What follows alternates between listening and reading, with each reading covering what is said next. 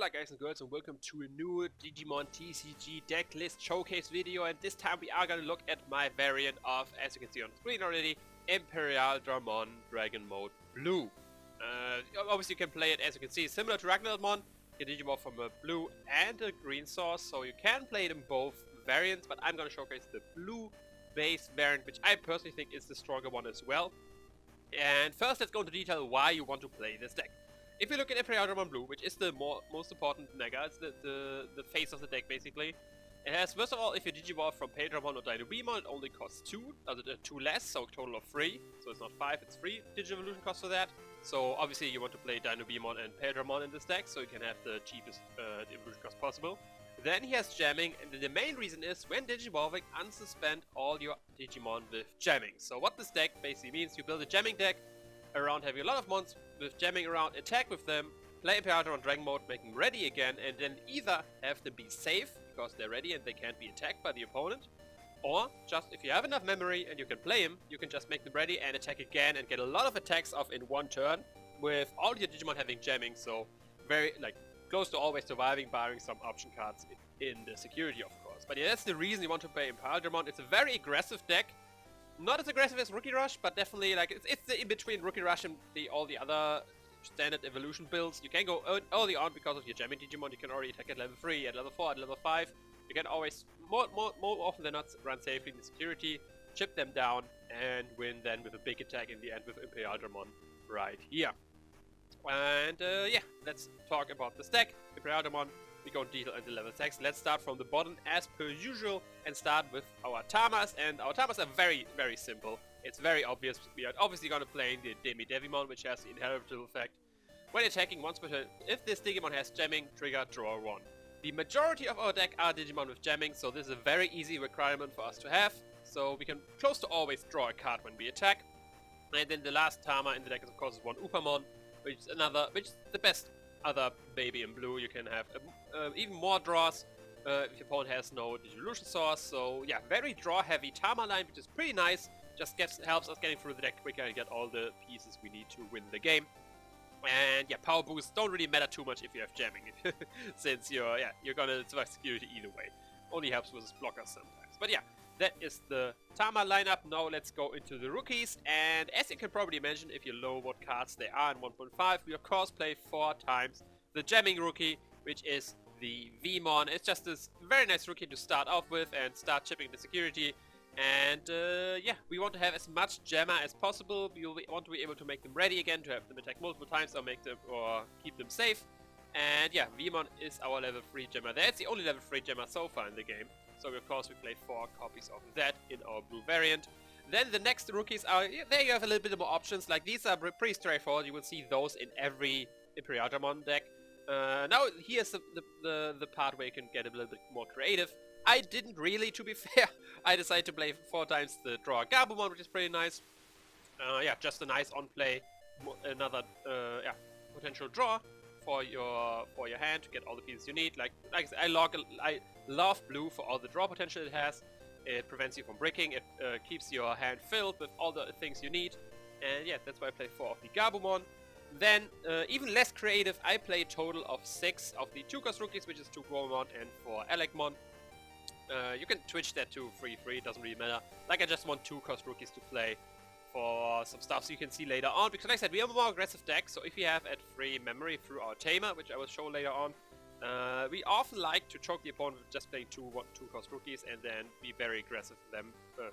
Yeah, basically opposing lethal on the opponent. But yeah, that's why we have these just vanilla rookies right here. That's 14 rookies in total, pretty standard there. Next up, we do have 14 champions total, 14 level 4s, 12, never mind, 12 level 4. We had 14 rookies, 12 level 4s. We started with the one you probably will see every time, which is of course the X-Vmon. Has the Digivolve effect, unsuspend one of your level 4 or lower Digimon, and this is just a great combo with the Vmon I already showed. You can attack with this, get potentially the draw off of the Vmon, get a security off, and then either Digivolve on one rookie that, ready them, attack again, or even if he's suspended and is can just be attacked over anything, since he only has 2000 TP, you digivolve your X-Vmon over that, and you make him ready again, and then you have a level 4 unsuspended, which can't be attacked for the opponent, and it's ready to receive the next level up. So yeah, we of course play 4 of the X-Vmon because of that. Then, since we are focused on evolving, we do want to have the cheapest evolution possible, so very, very straightforward. We do play 4 times the Gorillamon, because we do want to get to our level 6 in this deck as well. I mean, it gets played in Rookie Rush as well, because 6000 DP is of course nice to crash into blockers. But in this deck, we are most likely not gonna attack with Gorillamon. It's just gonna be there to play on something, so it's like a stepping stone to get to our level 5 Digimon, which then start attacking again. But yeah, pretty straightforward. 1 evolution cost just makes it possible to get to our level 5 and 6 as quickly as possible. So not too much to talk about there. Then next up, we do have 2 2-Os and we have 2 Frigimon, which is another of our jamming. So we have jamming in every level. This guy, of course, since he is level 4 and below, he works with the X-Vmon as well. You can attack, make him ready again, attack potentially again, stuff like that. Of course, you can't evolve over that since they're both level 4. You need another rookie in play for that. But since we do have so many 2-cost rookies, it's very easy. If we add free memory, attack with Frigimon, play 2-cost rookie, digivolve that over him, make him ready again. And yeah, have him ready to take another security next turn. We do only play 2 of them, since some decks play 4 Frigimon or 3 Frigimon or something like that.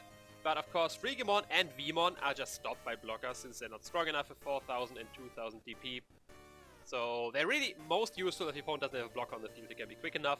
With Vmon it's more easy since it's a rookie, but once you start to get to level 4s on the field in Frigimon, the opponent will most likely have his level 4s on the field as well, which then potentially can be blockers which stop our strategy with Frigimon. That's why we only play 2 of them and not more.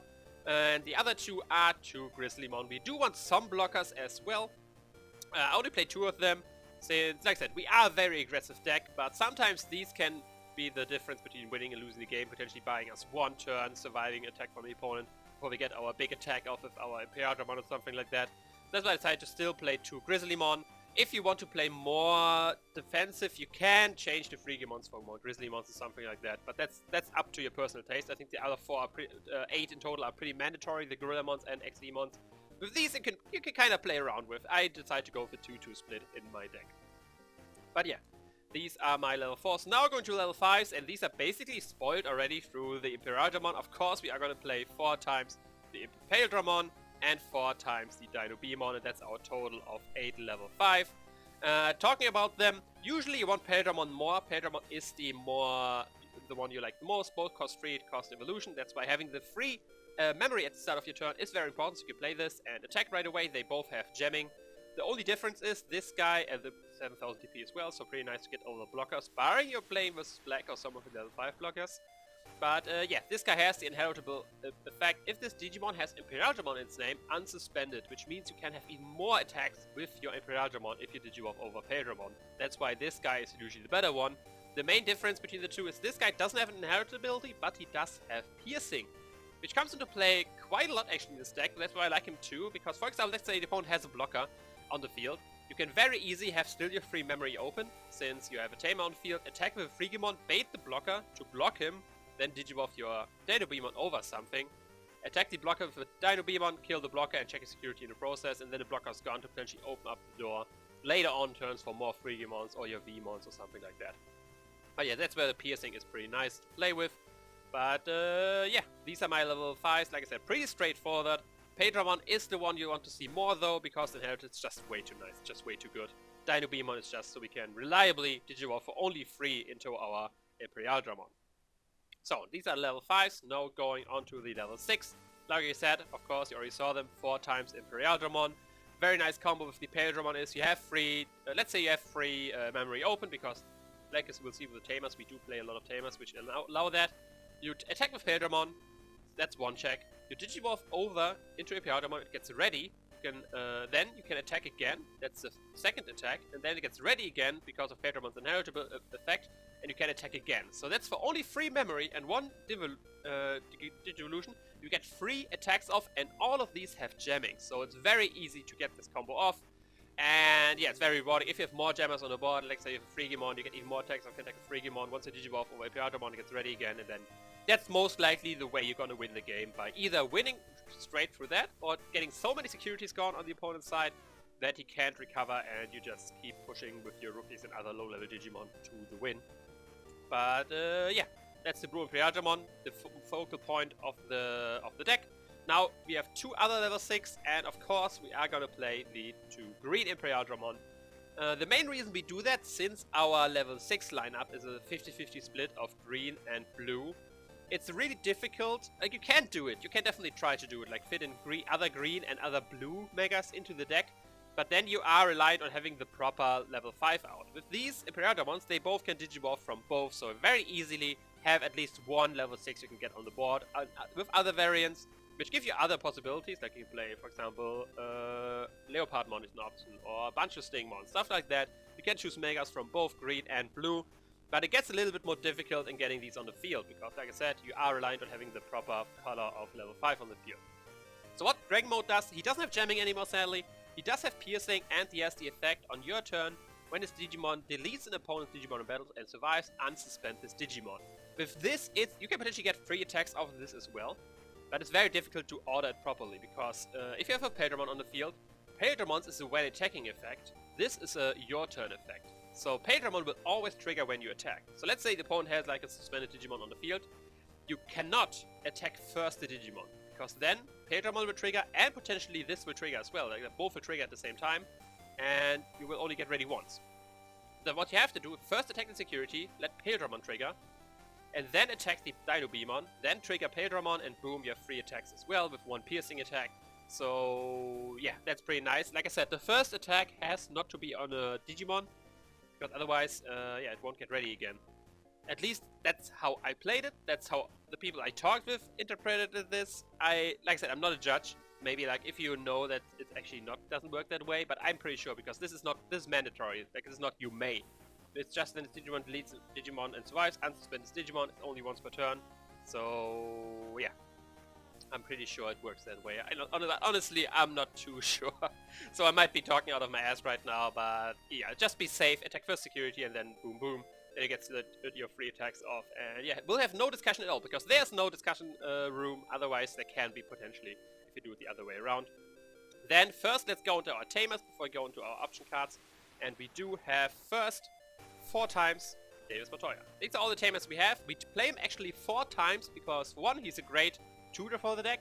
If you play him, you can reveal the top 3 cards, add 1 blue and add 1 green Digimon to the hand. So potentially, since we do have 6 green Digimon in the deck, 2 times the Green Imperialdramon, 4 times Dinobemon, we can get actually 2 double draw off of this.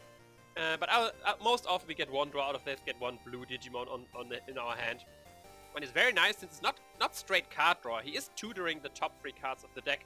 So it's very easy to get what you need. Like, you're missing a level 5, get your level 5 with Tamers. You're missing a rookie, get your rookie with Davis. There's a lot of things you can do with that. And most importantly, he's a memory tamer, so he gets you to this free memory you need. For one, to get into your level 5s in attack, since they cost 3 evolution cost. And to get into your Imperialdramons, because they cost 3 evolution costs as well if you get on Theodora and Dinobemon. So you can Digivolve into them and still do stuff. That's why Davis is very important. That's why we play 4 of them. There is another reason we play 4 of them, because sometimes you can get away with 3 as well.